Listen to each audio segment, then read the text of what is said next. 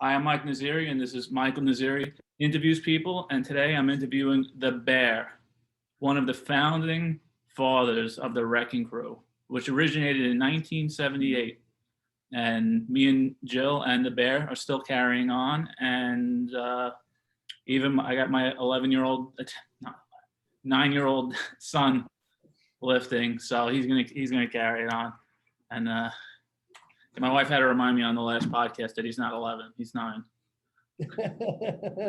Uh-huh. Well, that's old enough. Did you start in 78 with Frank? I started lifting in 1974 in my basement. Um, I I was a little kid. I was a skinny little kid, and we were all back in that time. I saw pictures of Arnold and Lou Ferrigno and all those giants, and I was like, I want to look like that. And well, the fact that I'm not 6'2" and Austrian kept me from ever looking like that. Um, And so, you're also drug free. well, there is that. There is that. But I, I, I mean, I remember training in my basement with my dad's old Sears and Roebuck uh, iron weight set that the plates kind of linked together, and you had to use a wrench to tighten down the collar on it. A buddy of mine came over, and we used to put two wooden folding chairs together so we could bench because we didn't have any money. I mean, we just had the 120-pound weight set. And I remember benching 60 pounds and thought I was God, and there was a gym on Fresh Pond Road in Queens called the Olympia Gym. And my dad started taking me up there. And I don't know, maybe he took me up there for 2 or 3 months when I was 14. And he kind of figured I had it under control, and he let me go. Yeah. He stopped going and I kept going. And I basically, from the first time I started, I fell in love with lifting. I mean, I didn't know anything about powerlifting. I didn't know what I knew you could fit into a thimble, but I just knew that I wanted to get bigger, and I was slowly getting bigger. Um, but I knew nothing about nutrition. I mean, it was Twinkies and ring dings and and whatever I could shove down my throat, and it was good enough. Um, and in '78, I met Coach, and that's when the Wrecking Crew Power Team started. Yeah. Yeah, Long he time. was, that was a long time ago. I remember when I met Frank, he had a cast on his, I don't know, his right leg or left leg, and it was all the way up to his hip because he had broken his knee or done something to his knee playing softball, and I'm watching this guy training people, and the guys are working out with them and never coming back to the gym. And there I am every day doing my thing. And I was like, I want to work out with that guy, Yeah. 'cause he was intense. And I thought I was pretty intense for a 16, 17-year-old kid. And I asked him if I could work out with him. And I did. And we kept doing it. I kept showing up when he was there, and we kept doing our thing. And it was great. And then one day he said to me, "You should be a power lifter." I'm like, smart ass kid, what's a powerlifter? And he basically told me what powerlifting was. It's the squat, the bench, and the deadlift. And um, he seemed to think that I'd be pretty good at it. So I made him a deal. I said, if you can get me to squat 300 pounds by my birthday, which was 3 weeks away, I'll become a powerlifter. So probably the next week he put 300 pounds in a bar and said, squat it. At least that's the way I remember it. I was 17 years old, and I've lost a lot of brain cells since then. But I did, and that was the end of that. So we had a lot of fun. We had a lot of fun. Learned a lot. He used me as a guinea pig for a lot of the stuff that you guys didn't have to deal with. Yeah, that's what I hear. You were the guinea pig. Oh yeah. What were some of the things that they tried on you? We were doing squats against the pins. where you drive off the bottom and drive up about to the midpoint and drive against the pins as hard as you could with 400 pounds. And, you'd push till you were just about blacking out. And we realized that probably wasn't that good an idea. To help me get focused, he used to turn the lights out on me when I was squatting, just so I could, when I went into a competition, I'd be, in the zone. Nothing will mess you up.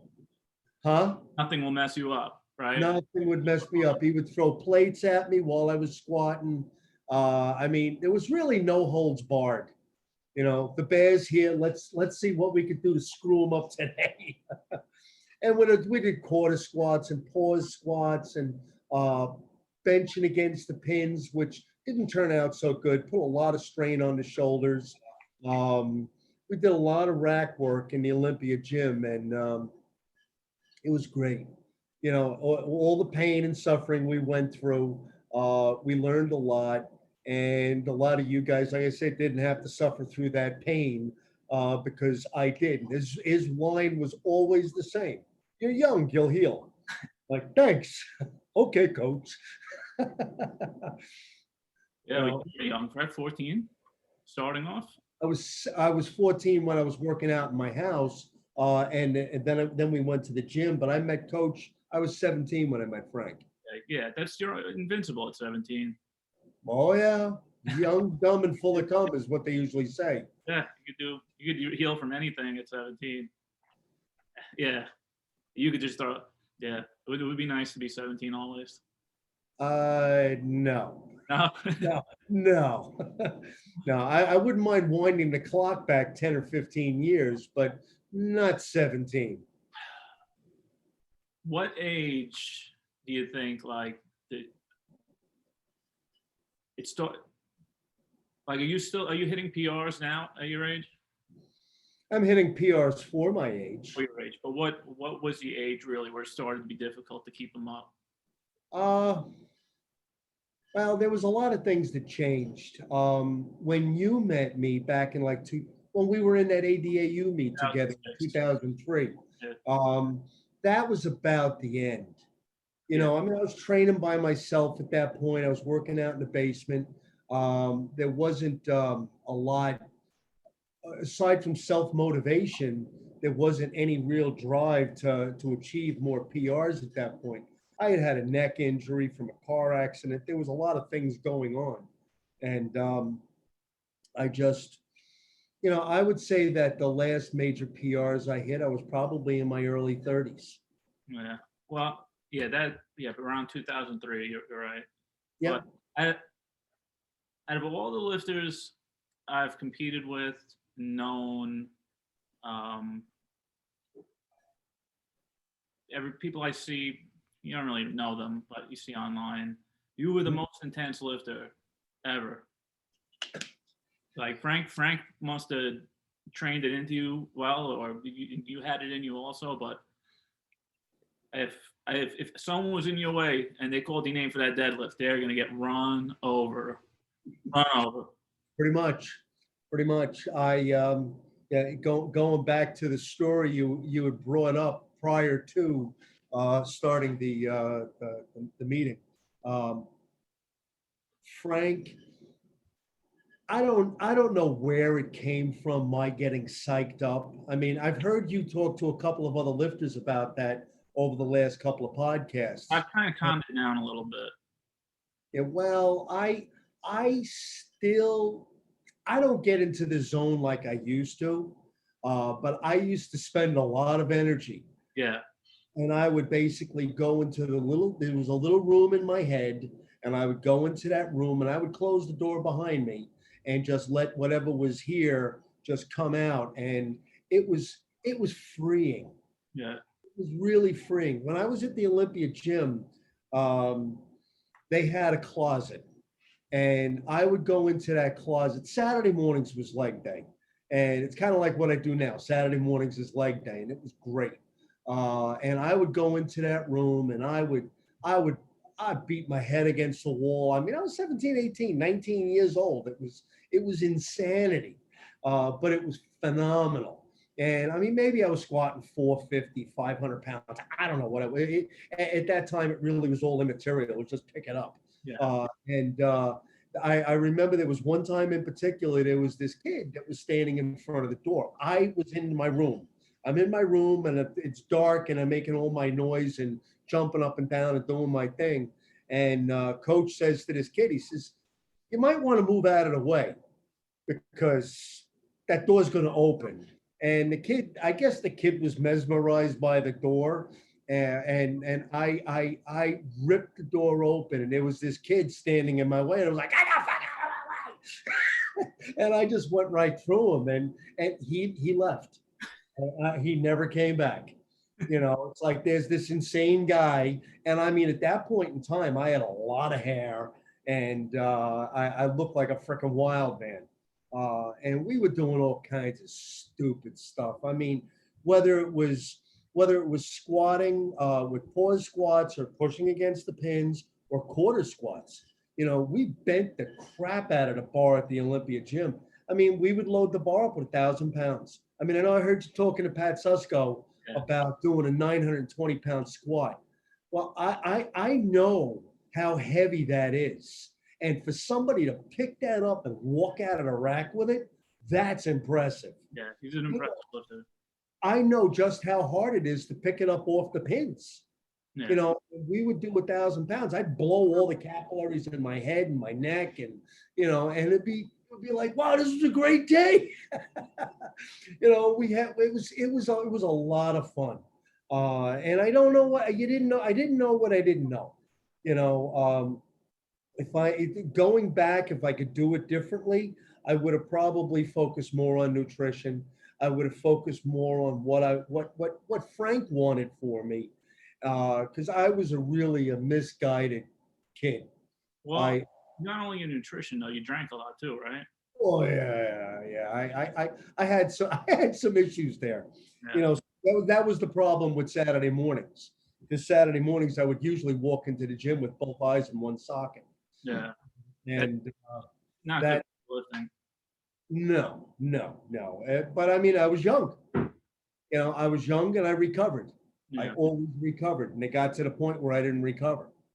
Well, you run, right? Don't you run like New Hampshire's AA program? No, I don't run it. Oh, There are no balls. Well, we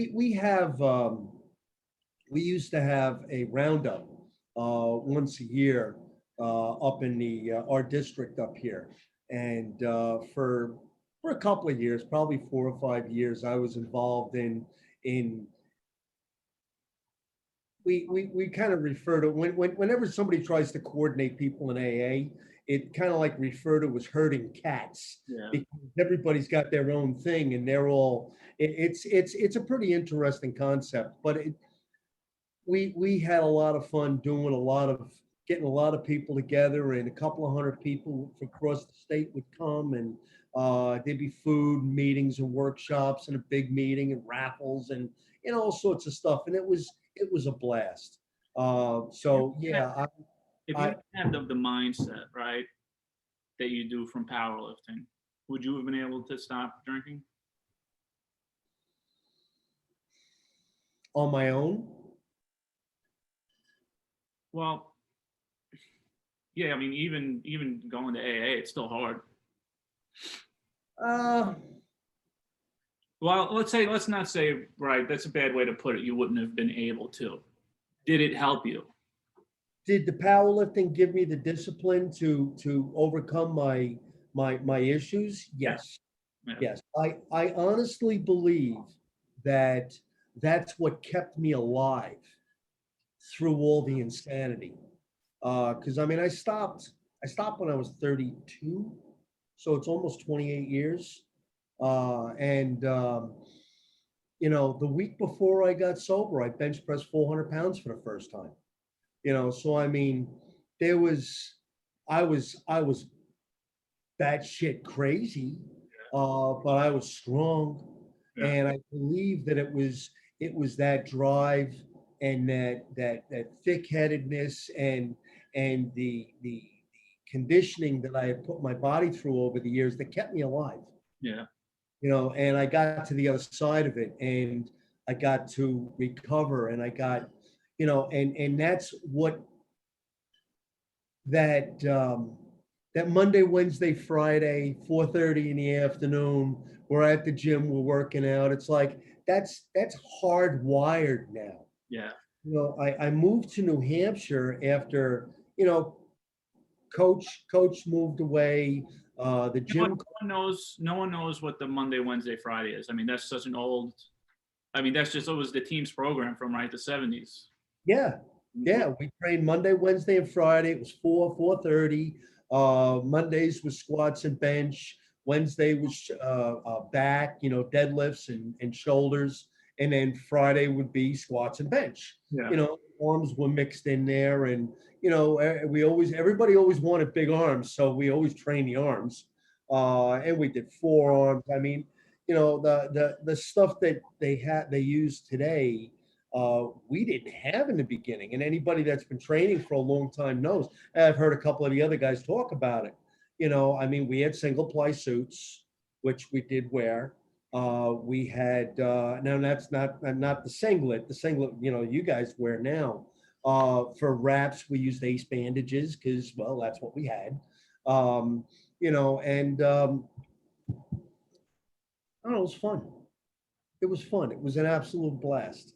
Where was I going with that? Oh, arms. Arms. What about, Oh, yeah, what about the strict curl? You think you're gonna do it? I've been practicing it. It's a lot of fun. I've been doing that on Fridays. Yeah. And I think last Friday I did 105 for 3. Yeah. And I kind of felt a little twinge in my bicep tendon over here. Well, it's tough. I found that I need the fractional weights because I need to go like 105, 107, when not, you know what I mean? Like little jumps. You can't be making like 5 or 10 pound jumps in the strict curl, Well, I was actually thinking about, I had heard you mention the fractional plates, and I have 1.25 pound plates here, but they're 1-inch plates. Yeah. Yeah, so they're not going to help me at all. But I was thinking about ordering a couple just to bring to the gym with me. Yeah, this guy Micro Gains, he's in Pennsylvania. He makes them. He's a good guy. He's always at the 100% raw competitions. Nice. Yeah. Micro Gains. Micro Gains. Okay. Yeah. GAINZ, I think. Yeah. Okay. Yeah. Not fakeweights.com. No. They're really nice. Yeah. Nice.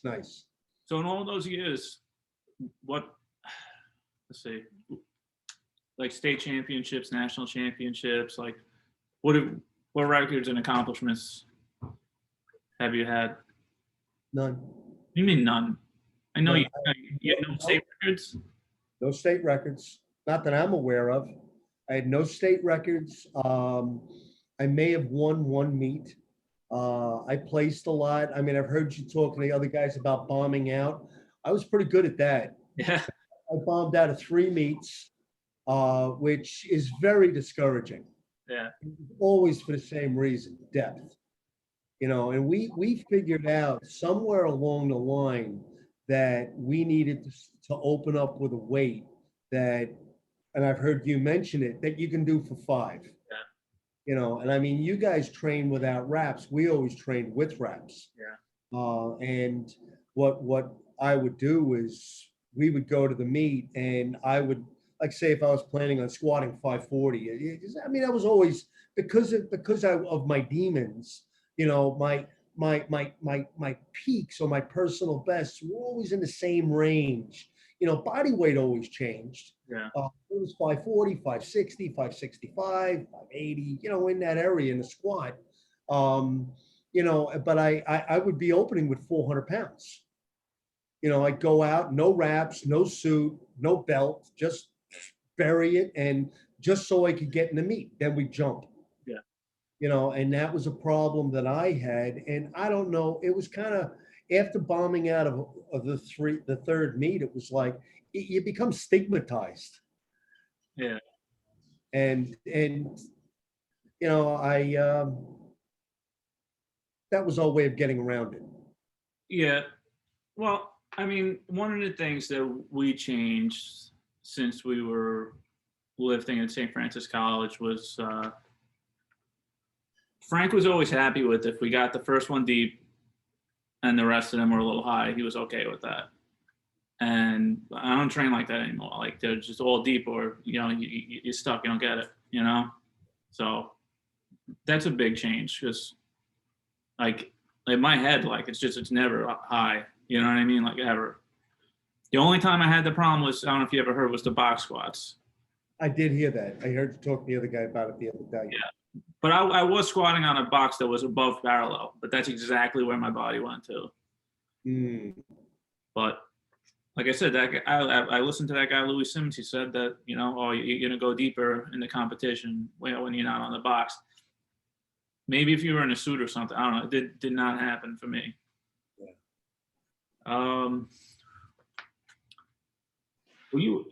Well, I guess you went from being young to an adult in powerlifting, right? So I think it's a little easier when you're younger, but when you get married, you have a job, right? It starts to get a little difficult to work it in, right?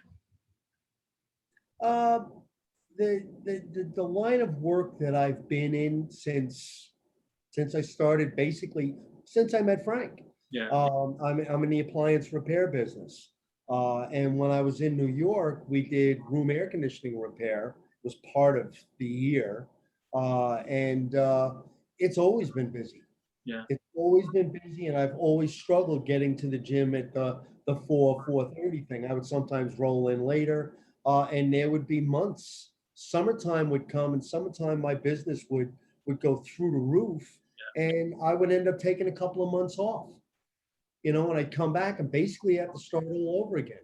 I always came back, but it was difficult. That's why it was like fits and starts. Yeah.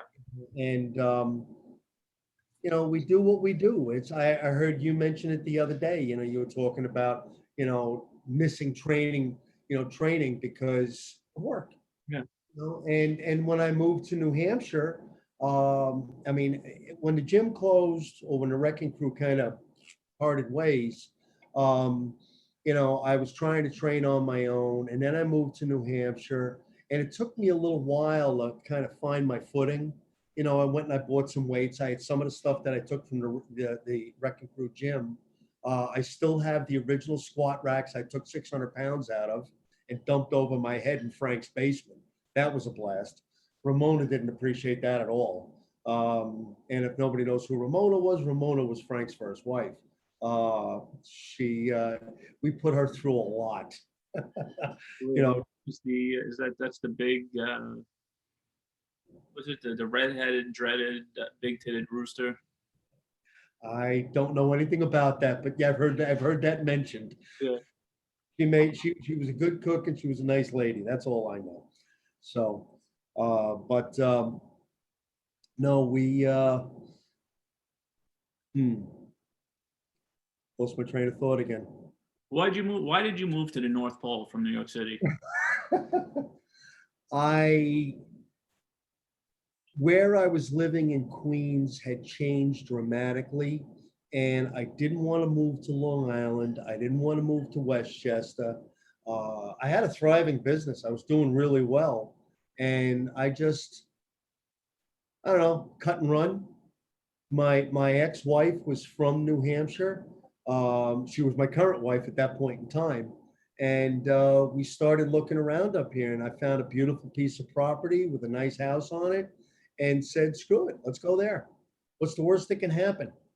And we moved into this house and worked a lot, worked hard, set up a gym in the basement, started doing my thing. And I probably, for the first time in the 40 plus years that I've been lifting, I would say for the last 15 years, I have been the most consistent that I've been in all those years of lifting. because I don't miss training days anymore. Even when I used to travel, I was the regional service tech for Viking, and I would cover most of New England.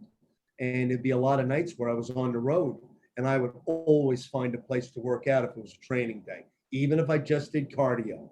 It's like I gotta get something in, and and that's I've been kind of very true to myself about that since then. It's like I'm going to be going to Georgia in a couple of weeks for training for something else. And I've already talked to the service manager there, and it's like, I hope you're going to hook me up with a good gym down there. He's like, oh, yeah, we're going to get you hooked up, because he watches me on Facebook and he knows some of the crazy stuff that we do. And, it's nice to have kindred spirits everywhere. He's not a Wrecking Crew fan, but he's a lifter. In your will, the weights are going to me and Jill, right? The weights are gone. Well, you sold them? I sold them. I joined. Well, here's the deal. About a year and a half ago, October of 2019, a gym opened up. Now, I've been living here for 20 years, and there was a gym, but it was like 25 minutes from my house, and it was in a college, and it was just, I just didn't feel comfortable there because it was just too pretty. So I never trained there. I used to train in my pit in the basement. It's like I got the squat rack behind me. It's like this is the way it's supposed to be: concrete and dust, and just I feel at home here.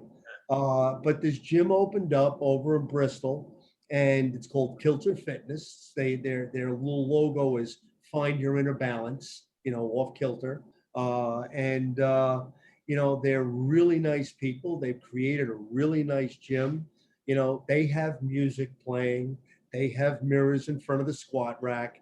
When I trained at the Olympia gym, we used to take the mirror that they all the bodybuilders would put the mirror in front of the squat rack, and we would move the mirror. Now there's a mirror in front of the squat rack. If I don't want to look at myself, I turn around. And everybody looks at me like I'm nuts, but it's like, and I don't do it every time. I've gotten to the point where I step out of the squat rack. I don't see me anyway, because that's not where I'm supposed to be looking. I'm supposed to be looking up there. So Yeah. that's That's a very old school thing too, with Frank, the looking straight up. Yeah. No one really does that anymore. Really? Yeah, everyone's just kind of like in line with the spine now. Okay. That's what all the cool kids are doing.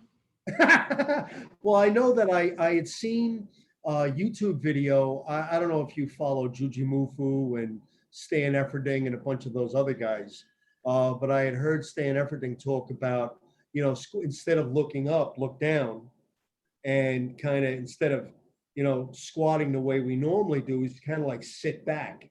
Yeah. He actually was able to add to his squat by doing that. And I just never found it comfortable. And I tried it. I worked it into my program. I just didn't. I've been squatting the same way for so long. I mean, I squatted. Right before I got a groin injury in November, because I was planning on squatting 500 pounds for my 60th birthday. And I was going to do a 500-pound squat, 500-pound deadlift. And I got an adductor pull, and a groin something or other. I don't know what the hell it is, but it's the doctor says it's not a hernia, so it's not a hernia. But I was, the problem with getting older is things heal slower. Yeah. A lot slower. Recovery, and I heard Pat talk about it the other day. When you're 35 and even 40, 45, recovery happens faster. It's like going heavy. I was training for this little event. Coach was going to come up to New Hampshire, and it was going to be a thing. And turned out that I was training. I was doing my squat once a week, and I was training heavy that one day, and I was training heavy. It was week after week after week, and my deadlift was heavy week after week, and I was getting tired, and I just wasn't recovering from it. And it's almost like I can't do it anymore. You know, I can squat heavy, but then the next week I maybe can't squat as heavy. It takes that long for the body to recover. Well, you know what a lot of people are doing. I like to say I invented it because I did it before I knew anyone else was doing it. But Before the um, cool kids were doing. like lifting outside of like a 7-day week. You know what I mean? Like people just have like a 9-day program. Mhm. So their squat days will always change. You know what I mean? So just to build in more recoveries instead of like sandwiching everything. Like, so whatever you need to recover, if it's 72, the 3 days, 4 days, you know what I mean? You can do that, if you go outside of that 7-day, limit. I used to joke around, like I'm not limited by the weak system. I'm in the strong system. That's how I was training. Yeah. But you're coaching someone now, right? I actually am coaching somebody now. We're at the gym uh, right before COVID hit last March, when I got my wife and I had gone on a cruise, and it was wonderful. We got off the boat just as COVID was getting insane. Uh, excuse me. We flew back to New Hampshire, and the next Saturday we had this big meeting, all the primary people in the gym. And I'm not a personal trainer, I'm not anything, but they looked at me like I had something to offer. You're the And they, what was that? you're the bear. The bear. There you go. And they invited me to come sit in on this meeting, and it was wonderful. And one of the key things they were talking about was starting a powerlifting team. And COVID hit, the gym got shut down, and everything changed. And I've made some really good, great friends through that gym. And during that period when the gym was closed, I had a couple of guys coming to my house and training with me. One, my friend Jason, um, he's a strong guy, strong guy. I absolutely love this guy. He's been a blast training with, and he's a personal trainer. And he's got a lot of information that I didn't have, and I've learned a lot. And that's the one thing I can say about training. Getting out of my comfort zone in my basement, doing my thing by myself, you become stagnant training by yourself alone. Yeah. And by incorporating myself into this broader community, Yeah. I've learned so much. Yeah. Well, there's a thing called the internet now, and you can look up different stuff. It's pretty cool. Yeah, I can. I mean, I watch YouTube videos. I mean, I'm kind of hip to the jive, But I'm pretty busy with work, and between work and going to the gym, and I come home, it's like, we go to bed early at night, and like, you're young, you probably stay up till 11:30 every night. I'm in bed by 9:15 and up at 4:45 in the morning. So when it comes to perusing the internet for information, it's not really high on my list of things to do. Yeah. Well, I've been reading the NASM personal training program. It's pretty tough. It's not that a lot of stuff you got to memorize. I actually paid for the course. I've got the book here, and I had started going through it, and because of my work schedule, I just didn't have time to follow through with it. And I've got like 4 months left before it expires. Yeah. So I'm hoping that with this, I'm going to be taking a month off because I'm starting a new job in April. And I'm hoping that with the job change and the time I'm going to have off, that I can get back into it. This is a lot of information, and truth of the matter is, a lot of the information is good information. And then there's a lot more information that's. Yeah. Well, some of the stuff, if you're going to be a personal trainer, if you're a powerlifter, you're just going to want to skip a lot of the beginning stuff they want you to do. I think I think you'd have to watch yourself, because if you got sued by someone and you skip certain things, like in that so if you're a certified trainer in that, like they're just like, oh yeah, put the person on the ball for to check for weaknesses in different areas. Yeah, I would do it for one day and put it in the log and say you did it, have the person sign and be like, all right, we did this. We did all this stuff, sign and say you did it. And now let's move on to lifting. Yeah, well, the truth of the matter is I've watched my friend Jason do this, and there's a couple of other personal trainers in the gym that I go to, and I'm watching how they work with people, and and some people really, it's like coach got me when I was just a cub, and he groomed me the way he wanted to groom me, and I was completely unaware. I was just, okay, this is what we're doing, boom. And I was already lifting for a couple of years at that point anyway. I didn't know what the hell I was doing, but I was doing it. And he just kind of fine-tuned it. But some people walk into the gym and they have no knowledge of training at all. Yeah. And they don't look at his training. I mean, that's the difference between us and them. I'm going to the gym to exercise or to work out. I go to the gym, I'm training. What am I training for? I'm training for the next thing. I'm training so that I can stay strong, so I can do my job. I'm training so I can make that PR, whatever the PR is. I mean, I squatted, I don't know, 455 a couple of months ago, right before I blew my groin out, and for a triple. And, that's a PR. For 59 years old, that's a PR. I'll take it.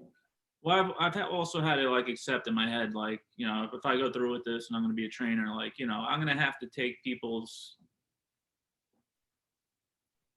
goals, and just, all right, that's your goal. I'm going to help you work towards that goal. You're not everyone is a power lifter. No. Not everybody in my head, everybody wants to squat more and bench more and deadlift more. That's why you go to the gym. What else are you doing? Why else would you be here? But people have different goals, and you gotta respect that. Like Pat Susko, he for him, he wouldn't be able to deal with it. He said, he just mentally just would he'd probably eat the person. But but I think I could deal with it. I think you could. You have a lot of patience because I mean I see the people that you work out with. I mean I realize Jill does most of that now, but you were part of that, and a lot of that information that you've passed on, it's yours. And there's a certain amount of patience that comes with it. It's like I'm training. Saturday mornings is leg day, and that's typically the day that a bunch of us train together. I mean, there's up to 5 or 6 people squatting together, and some of them have squatted in the Smith machine. We got a guy that started with us on Saturday who he squatted with us about 3 weeks ago, and he squatted 135 pounds. The guy's built like me, and he's squatting 135 pounds. And I mean, he's very methodical and really going through it slowly. And I looked at him and said, "What are you doing? You're a 300-pound squatter." He says, "No, I'm not." I'm like, "You don't believe you are, but that doesn't mean you aren't." Yeah. And I got him, this past week, he came in again and trained with us, and he was squatting over 200 pounds, and I mean, it's just a number, but he didn't even believe he could do that. And just by a little nudge, I was able to guide him that way, so he's a novice lifter. We've got a couple of other people that have been training for a long time, and we crush legs. I mean, we went for a heavy 5, 2 drop sets, which we didn't used to call them drop sets. We used to call them come down sets, but you got to stick with the verbiage because otherwise nobody knows what the hell you're talking about. Okay, come downs. That's what it was, a come down set. Do 5, you do 5 on your heavy set, 8, and then 10. And then we do leg presses after that. It's after anything. Oh no, we also did box squats with the safety ball with the chains. Love the chains. Yeah, I love chains. And I like bands and chains. I like combining them. With our squat racks, we don't really have a place to attach the bands. So for the time being, the top or the bottom. The top? Yeah, it's the same thing in reverse. if you attach at the top, right? When you get down to the right, you attach to the top of the rack, attach to the bar. Yeah. When you get down to the bottom of your squat, right, there's going to be less weight on your bar, right? Because the band's going to be taking it off. Mhm. The higher you go, the less that band is going to help, the heavier it's going to get. The same thing. Progressive overload the other direction. Yeah, it's the same thing. I think it's the same thing. Yeah. Yeah. Okay. I don't, I guess there's a lot of different tools that we can use. You know, we just started using the chains and we only have 60 pounds in chains. 30 know, on each side. 30 on each side. I think you need around like 50 on each side. Yeah. That's my opinion. We've been using them for a long time. We've been adding to it. I think right now, like 50 pounds on each side is like the perfect poundage. Nice. Well, I've been talking to the owner of the gym because I got all the chains that we have. Yeah. And I said to him, you need to buy more chains because I'm not buying any more for the gym.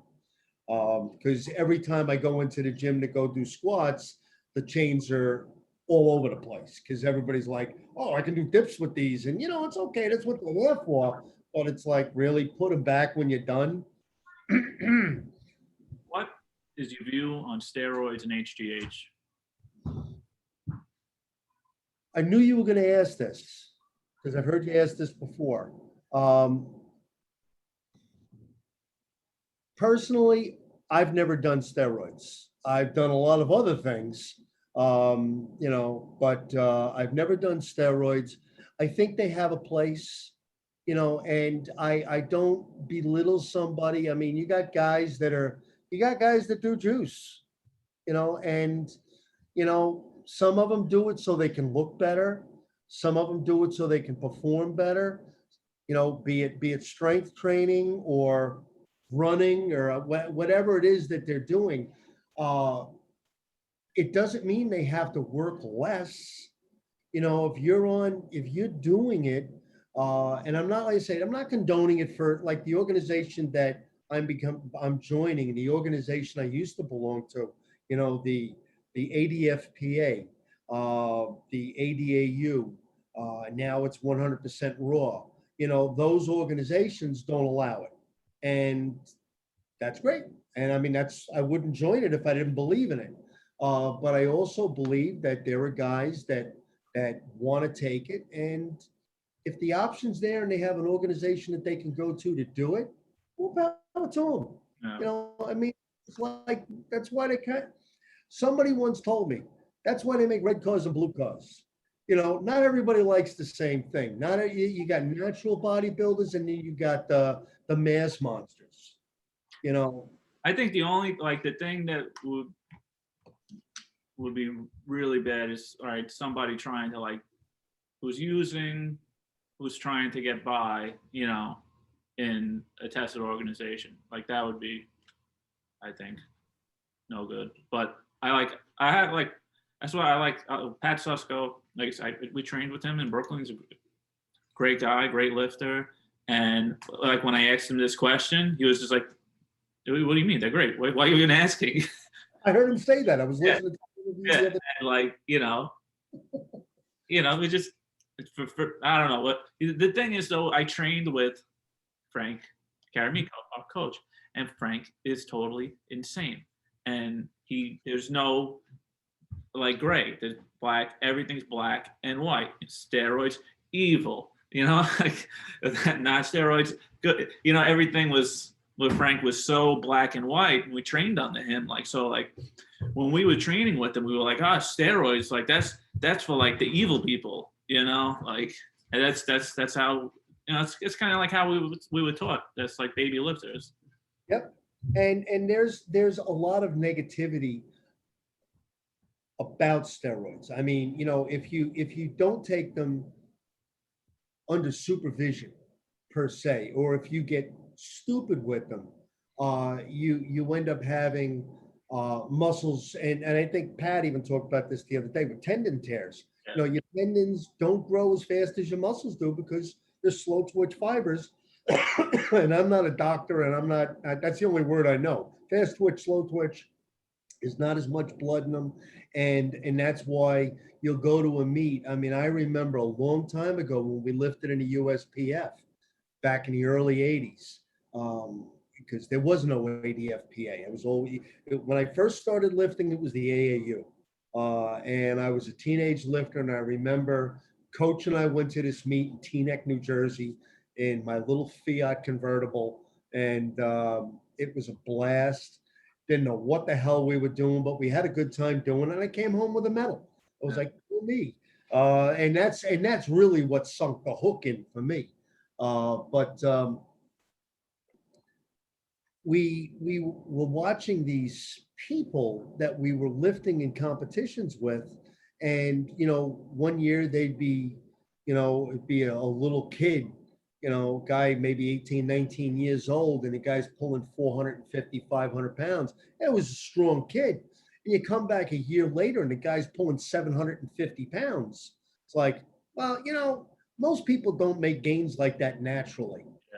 And those were the guys we were competing against. Did I agree with it? I didn't really have much of an opinion on it at all. It's like, okay, we're not doing that. Yeah. My goal is to go to the meet and do the best I can do, which really took a lot of the heat off. We're not going to win. Not that you don't want to win, but we didn't go to win. We went to best ourselves. Yeah. But there was this one kid in particular who I remember seeing, a kid that lifted 750 pounds. When he put the bar down, he released his hands and his bicep rolled right up his arm. And it was, we were nowhere near him. Let me tell you, We were able to see the bicep roll up his arm. if a muscle tear like that ever happens to me, I will die. I'll die. I Tell you I what, can't even imagine. I would be screaming like a little girl, crying in a corner. kid passed out. Get me drugs. Yeah, I would pass out too. I couldn't even imagine. Yeah. If it happened to me. That's got to be like one of the most horrific things I could think of. Yeah, it was bad. And I mean, there's other stories too. I mean, I don't know if Frank ever told you about Gary, Gary A. We'll just leave it at Gary A. We met Gary. Gary was 300 pounds. He was 18 years old, and Gary was strong. For an 18-year-old kid who had been lifting at the Lost Battalion Hall, you probably heard that name from Coach. Huh. Well, that was where Coach, I know he used to train Olympic lifting up there. And then he had gone to the Olympia gym for whatever reason. And I'm glad he did, because that's where I met him. He's never really told me anything about the Olympic lifting story. Oh, well, he was an Olympic lifter. And he had some very interesting guys he trained with. There are more stories that probably aren't very politically correct, so I'm not going to get into them right now. But, there was some interesting characters he worked out with. With some interesting characters that we worked out with. But Gary A. was 18 years old, and he was 300 pounds. And this kid came into the Olympia gym with his dad, and he was a big kid. He wasn't, he was heavy, but he wasn't, for 300 pounds, he was built like a wall. And he was squatting 550 pounds like it was nothing. And over the course of the next 4 years, we watched this kid go from 300 pounds to 425 pounds. He had 48-inch thighs. Yeah. The kid, or maybe they weren't 48 inches. They looked like they were 48 inches. He was enormous, and he was squatting 9 and change. His bench was whatever it was. His deadlift, he couldn't pull because his hands were too fat. But he was on juice. Yeah. And he eventually died because of it. And he died at a young age because when they did the autopsy on him, this is all hearsay. I know he died, and I know that it was steroid related, but his liver was over 25 pounds. It was just triple the size it should have been. And, it's sad. It's sad. That's why I said, if you got somebody that's doing it and they're doing it and they're doing it responsibly, it's kind of like there are people that can drink. I don't know any, but there are people that can drink, and they can drink in safety. I'm not one of them. Yeah. Uh, and I guess that in that sense, there are people that can do that stuff and do it in safety. Um, and that's their bit.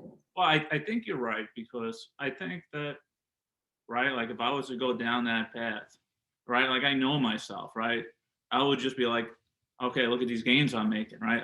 Or I would just get addicted to it, and I would just want more. And I don't think I would be able to control myself. no, I know I wouldn't. I'm at an age right now where my testosterone levels are dropping, and I may even have to get a prescription for it. Yeah, Uh, and is that going to mean I'm on the juice? I don't. No, I get no. it. No, I don't think so. I like in bro terms, I would say no, you're not on the juice. Yeah, Like, I don't consider that. no, no. I don't. It's medically prescribed testosterone, which I haven't even talked to the doctor about, but I know my numbers are low. Yeah. As well, also, I mean, you could be going to a doctor and getting it medically prescribed for like a crazy number. There are doctors out there that Yeah. that'll do that. That I don't think is legit. No, if you're going, you're older, your testosterone levels are lower, and you're trying to boost you up to like a normal level, like that, I think that's legit. Hmm. Well, I'm going to find out. Got to talk to the doctor. Oh yeah, I mean, I think after you turn 35, they start going down. So I, Yeah. Well, imagine what happens when you turn 60. yeah, I would think that definitely like they can boost you up a little bit. Yeah. What's well, I would say what's the dumbest thing you've seen in the gym? But I mean, you've probably seen tons and tons of dumb stuff in the gym. There have been some very interesting things I've seen in the gym. This is another question I kind of knew was going to come along. And to be honest with you, I don't have one thing in particular that I can say, I remember this. I remember seeing some pretty impressive things in the gym. I mean, that guy, Gary, Yeah, I saw him doing I think he was doing neck presses. yeah. He had four people behind him trying to hold his head down, and he was pushing them all back. I mean, why somebody would do that, I don't know. But strong people. I think Um, static presses against the pins on the squat. Yeah, that's up there. That's a bad idea. yeah, yeah. And coach even realized that after he had done it, because when you release, it's like you can feel everything relax in a really strange way. Not good for you. Um, so we talked about bombing out of meets. What's your best and worst lift? Well, everything has changed there. My best lift, well, my best lift has always been the squat. I enjoy the squat. I enjoy doing legs. I believe that the squat is the basis of all life on earth as we know it. I'm sure you've heard that before.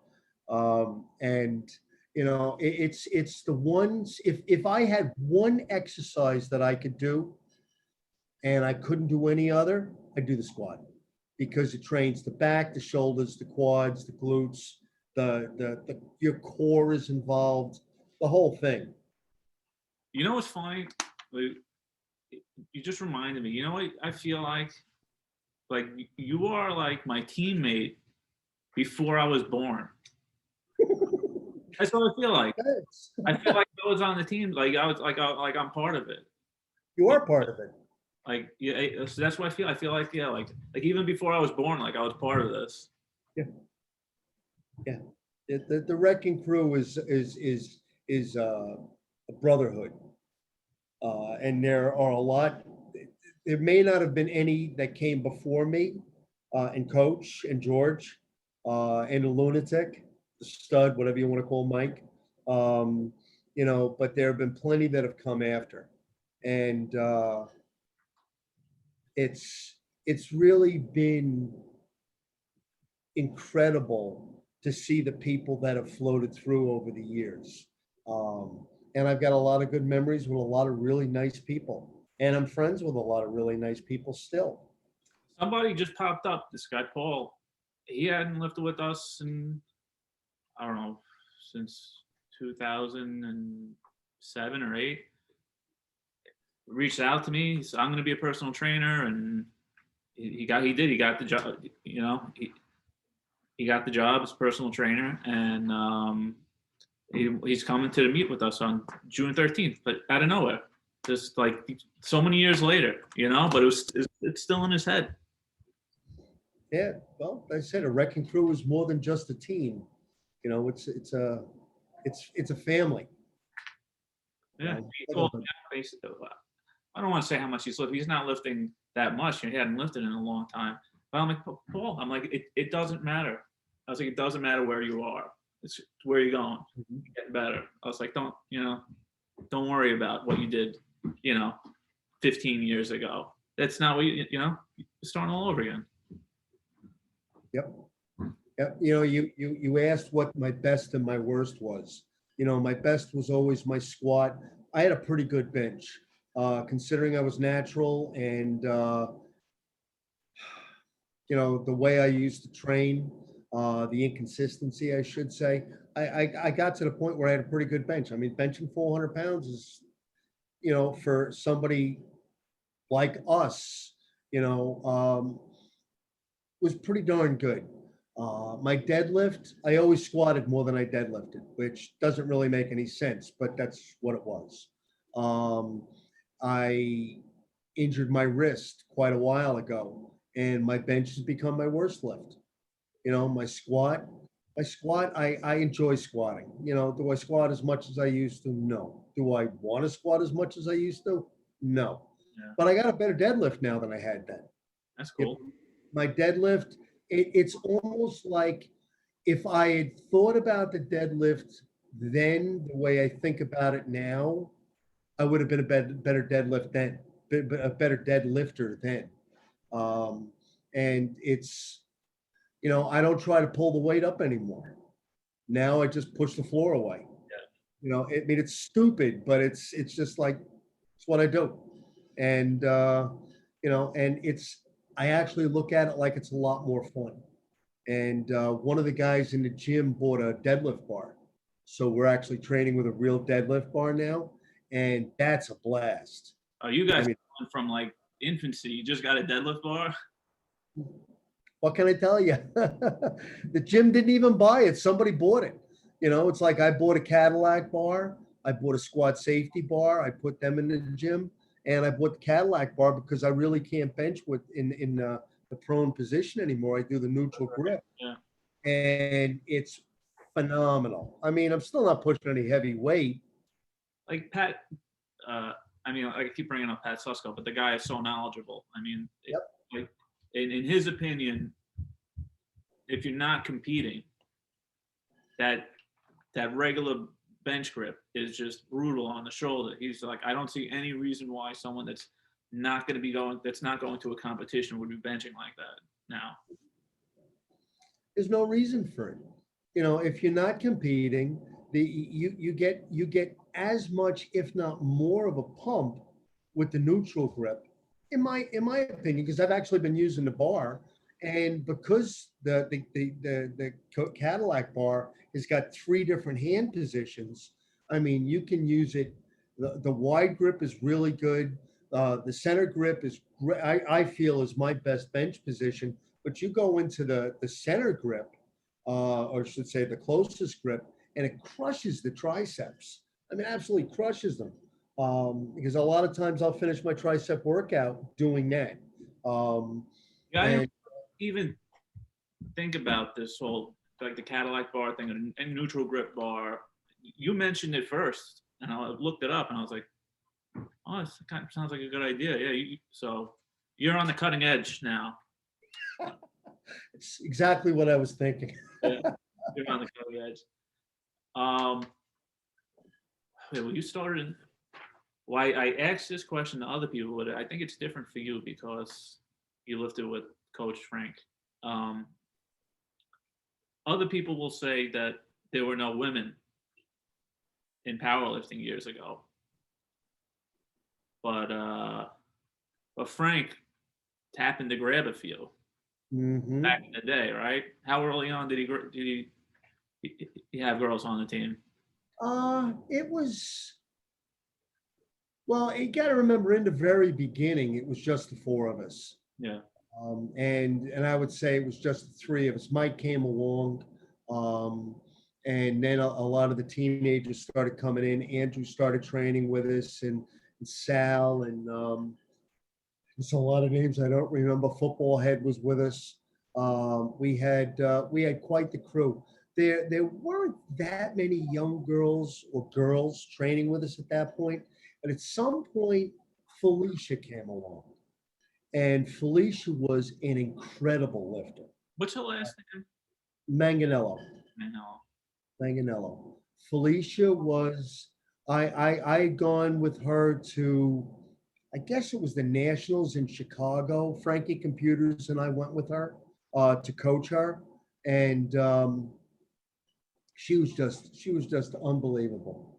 One of the strongest pound for pound women that I ever knew. I think she's still lifting. Uh, don't think so. No. No, I mean she might be, but she's in Florida. I don't really talk to her all that often. We see each other on Facebook. Um, Was she the one that went from the Olympic lifting? She did Olympic lifting also. Or am I she thinking of might, another girl on the team? she might have. I don't think so. She went to the World Games in Russia. She was in the Worlds a couple of times. She was in the Nationals. She was, like I say, she was 116 pounds, 123 pounds. She was Yeah. squatting 300. And she had a pretty good bench and she had a pretty good deadlift. And she was just as crazy as the rest of us. Yeah. Uh, it was great lifting with her. It was great lifting with everybody. Were there other lifters? There was Jackie. Um, You know what? Was like when other coaches, other lifters, like around the area that knew the wrecking crew at the time, like they'll all mention that. Yeah, there really weren't many women lifting at the time, but Frank Caramico had some of them. yeah, yeah. Frank always found people. It's like you'd be a good lifter. You should be a power lifter. And next thing you know, they're at the gym. With Albie, and I know I brought Tom along, and we had a guy Roy that was training with us for a while. Roy was 6'8", 340, 350 pounds. We had Mumph. We had some large people. They didn't really stick around that long, but they would visit, and we had a lot of good lifters out of that little one-car garage on 96th Street or 97th Street in Ozone Park. Yeah, I think you've gotten a little soft, right? But I'm going to ask you this question anyway. I think you've gone soft. How bad do you hate CrossFit? One of the guys I've become friendly with at the gym I go to is a CrossFit guy. You're friends with someone who does CrossFit. I am friends with somebody that does CrossFit. Now, the only thing I don't, and if Paul hears this, the only thing I don't like, and he knows I don't like, is he drops the freaking weights. Oh yeah. It's like, and he'll be doing cleans and he'll be just boom. And I said, why can't you put it down? If you can pick it up, you can put it down. And he's like, why should I waste the energy? It's like, huh. But there's a place for everything. I do believe that a lot of people are brought into CrossFit and they're poorly coached, and there's a lot of soft tissue injuries that could be avoided. I mean, just look at gym fails on YouTube. How many crazy things do you see people doing where they're passing out doing a deadlift? It's like they had no right to be picking that weight up in the first place. I did pass out doing deadlift.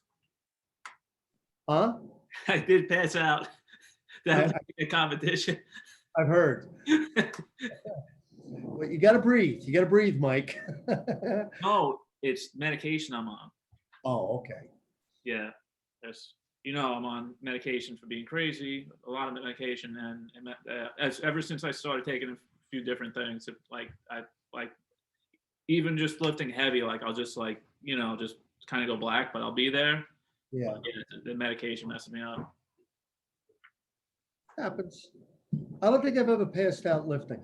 And I mean, doing the quarter squats and some of the stupid stuff that we used to do, I saw stars, but never, I don't think I ever Yeah. blacked out. I always saw stars like that. That was the thing, like, whoa. But yeah, once I started taking some psychiatric medication, yeah, that's when like it went from stars to like out. Well, we all have our thing. All right, so you're a sissy and you won't admit that you hate CrossFit. I won't say I hate it. I think there's a place for it. It's not for me. And Yeah, you don't want to hurt your friends' feelings. Right. Okay. Hosting a meet. That's what we've been talking about lately. You want to host a meet. Yep. And I think you should host 100% raw meat. I think That's the plan. Jill, me, yeah, the head of the organization is so excited about helping you do the meet. I'm sure we'll get more people to help. You got your friends at the gym. I think it'll be awesome. Awesome. And there used to be 100% raw competitions in New Hampshire in the past. So it's not like these people aren't out there that haven't competed in 100% raw too. Like we'll activate the cell like a terrorist cell. I'm actually, see, here's the thing, and I'm going to give Paul a call tomorrow. I'd sent him an email today saying I would give him a shout. The weekend that we're going to be able to do it is the 19th of June. Mhm. And it seems like there's 100% raw meat in Virginia or New Jersey the week before. Yeah, that's the one I'm going to. Yep. So I don't know if that's going to work out for him. We may have to do it in July. I'm going to talk to him tomorrow. We're going to see if we can firm something up. But there's some garnered interest at the gym that I train at. And some people that I didn't think would be interested in it at all are excited about it, and they're actually starting to train for it. Yeah. I mean, is it going to be a full meet? It may very well be a full meet, but I think it should be a full meet with the option of a bench or just a deadlift meet too. Because, I would probably do the full meet, but I know there are some people that can't squat because of physical problems. All right. Well, you're going to talk to Paul tomorrow. Yeah. But I would think like a Friday night, you do the strict curl. Everybody likes to curl. Every guy that hears about this is going to go, oh, I can curl. Everyone's going to want, they could just do the strict curl individually. They don't have to do the rest of the meet. Yeah. The next day you got a full power meet. So you got people that are just going to do all three. And then the single lifts on that day, what I've been seeing is they don't do the squat as a single lift because nobody wants to squat. No. So they'll have the bench and deadlift as single lifts. Yep. That's what I see as most common. Do the strict curl, a power meet, or a bench or a dead, whatever you want to. And Yeah. It's just the amount you pay to go into the meet, etc. Yeah. And so you'll get people that are confident just in the bench. You'll get people that are just, the strict curl is an easy thing to bring people into. Everybody knows everybody curls. Everybody just lean against the wall and do it. It's not scary. Mm-hmm. It's not like the squat. The squat for people is a scary thing to do, to get below parallel. So it's a gateway drug to powerlifting, the strict curl. There you go. Well, I know I've been enjoying doing it. I don't think I'll ever be a great strict curler because of my wrist limitation. But why not? Have some fun. Well, I'll be there to help out. I'm going to go to the meet the week before, but 100% be up there and to whatever you need to do. Cool. We'll know more tomorrow. Hopefully. What are the wrecking crew lifting traditions? Well, the tradition of squatting in your underwear on a birthday, if your birthday falls on a leg day, I don't remember that one. Well, let me tell you this. I think Frank made this up when he started coaching a college team because he had all these young girls. And I think he made it up. It was a team tradition. Uh-huh. And Yeah, I think he made that up. and but what was it? His 60th? I think it was his 60th that he hit at St. Francis. And he squatted naked on his birthday. Do you know about this? No, I don't know about this. Well, he His did. 60th, that was 10 years ago, or No, 9 years 50th. ago. Then it was his 50th, maybe. 50th birthday. He squatted butt naked. That's a Right. fact. St. Francis College. That's really more information than anybody really needed that day.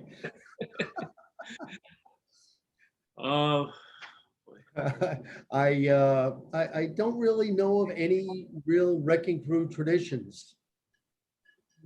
We used to just shut up. that's what we're going with now.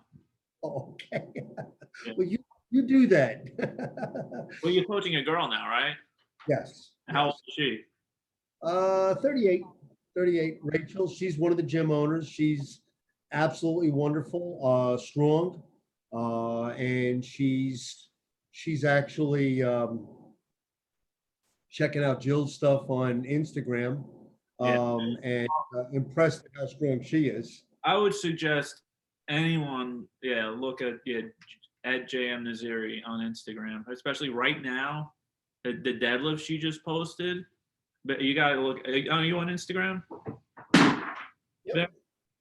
She's got her Friends deadlift with like friends. locked in, like just it's beautiful. She's crushing it. But the deadlift form is just perfect. It's the best it's ever been.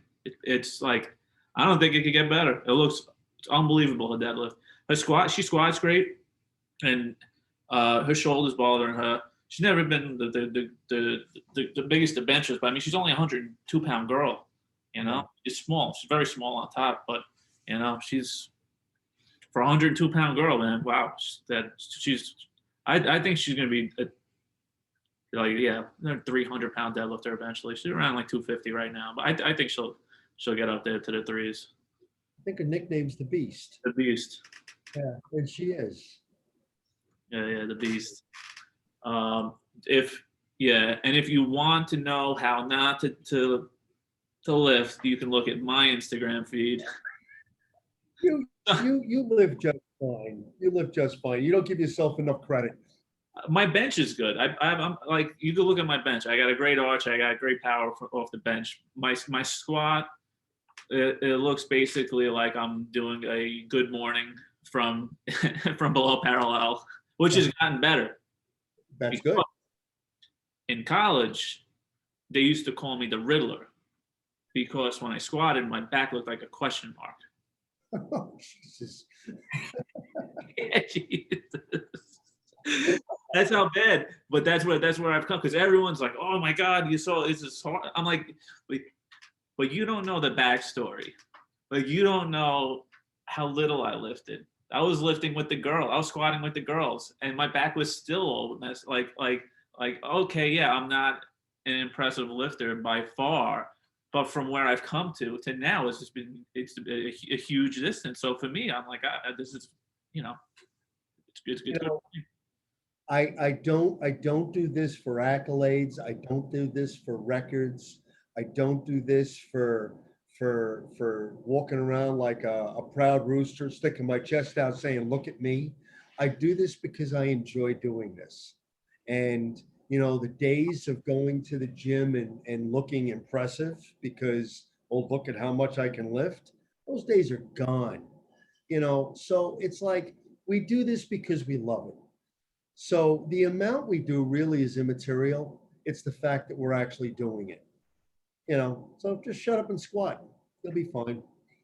Yeah. You're a good lifter. You're a good lifter because you're a consistent lifter. Let's end it on that. Shut up and squat. Stand up and squat. There you go. Good day, sir. Oh, that's it? We're done? What else you want to talk about? You want to talk about more? I don't know. I don't know. What do you got? I will talk about your beard. Your No, beard no. is pretty awesome. We thank you. I appreciate that. It's actually shorter than it used to be. Now that you've moved up to the North Pole, you're slowly becoming Santa Claus. My hair is losing all its color and becoming white. Yes, I am becoming Santa Claus. You could talk about trying to convince that young woman you're training into having her squat day fall on her birthday and making her squat in her underwear. No, my wife nor her husband would appreciate that. It's actually, we got a pretty good group on Saturdays, and it's a couple of guys that are pretty strong. Why? Is she training with you and not her husband? No, not her husband. Well, I'll tell you why she's not, because guys are idiots. Guys are idiots. That's it. That's because I'm telling you right now, because my wife, I could find girl after girl after girl after girl to train with my wife. I could go out there, I can go walk in the street and walk around the girls. Who wants to get stronger? Who wants to lift? Who wants to get stronger? And I could bring them in. I've not, I did it for her. I actually tried to get men lifting, and I just wound up getting girls. So I'm like, all right, here goes another girl. But the men, they don't want to listen to you. No. They don't want. What do you know? You've only been powerlifting since 1970 something. Well, why would I listen to you? How old is this guy? 30 something. I don't want to. Let's not piss your friend off. There you go. There you go. He should be listening to you. He should be doing everything you tell him. Well, and I'll be honest with you, I'm very impressed with the people that I'm training with, because they are paying attention, and it's like I'm. It always blows me away when anybody listens to me. So thank you for listening to me for the last hour and 15, hour and 20 minutes. And I'm the bear. Thank you. Thank you. I appreciate that. And you're coming along with this thing. I've listened to almost all your interviews, and I'm like, wow, you got a thing going on here. Yeah. I got to talk to Alan Stein? No. Oh, well, that'll piss her off. if you look up Ellen Stein, she's like, it's a documentary about her. She started lifting, actually not as a young girl. She started lifting a little bit later in life, and but she blew up like out of nowhere, and she was training by herself for a while, like, and she was doing well, but then she found I don't know who was coaching her. I just heard a story on the YouTube thing that someone started coaching her. She got more regimented training, and man, she squatted like 300, like all out of nowhere all of a sudden, like she really shot up. But I think she was at 116. Yeah, pretty steady. And yeah, she came out to 100% raw meat once. And yeah, I'm pretty sure I'm almost positive she came out there to just to beat Jill. She did. Well, we all have goals. All right. Well, it's been a pleasure, Mike. I really have enjoyed this, and I'm sure I'll talk to you soon. All right, Bear. I'll talk to you soon. You got it, brother. Bye. Take care now.